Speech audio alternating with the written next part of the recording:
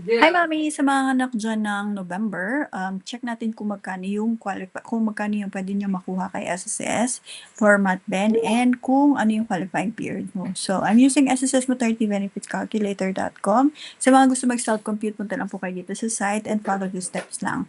So, yung step number 1 natin, lagay niyo kung anong member type kayo. I'm doing voluntary member. Kung may mga other category kayo, ilagay niyo lang kung ano yung member type nyo. And then for maternity case, I'll do normal delivery or CS delivery. Kung may mga solo parent, yan, select nyo lang solo parent. And for miscarriage, yan, select nyo lang kung anong type of miscarriage. And then we'll be doing November. Yan, November 2026, show qualifying period. So, ang qualifying period nyo is July 2025 to June 2026. So, you need to have at least 3 months posted contribution para mag-qualify po kayo.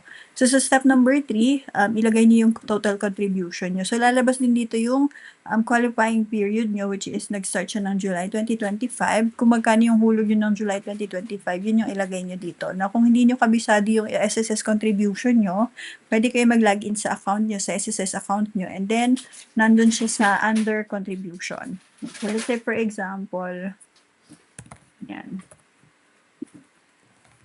Sample lang to ha, kunwari hindi tayo consistent pagbayad. Yan. And then, calculate maternity benefits. So, ito yung estimate na pwede kong makuha kay SSS based dun sa contribution na inilagay ko dito.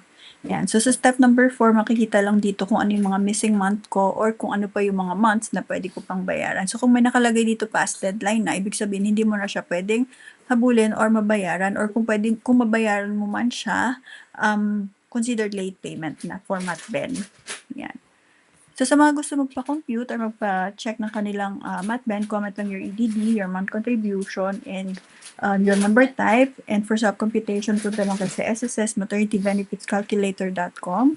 And mga mamis, just in case you need extra fund, I have a referral link po dito. Ayan, click nyo lang to and madadirect kayo kay Union Bank credit card. So, wala tayong commitment dito mga mamis. Whether you're approved or not po, pwede nyo siyang gamitin or pwede po kayo mag-fill up dito.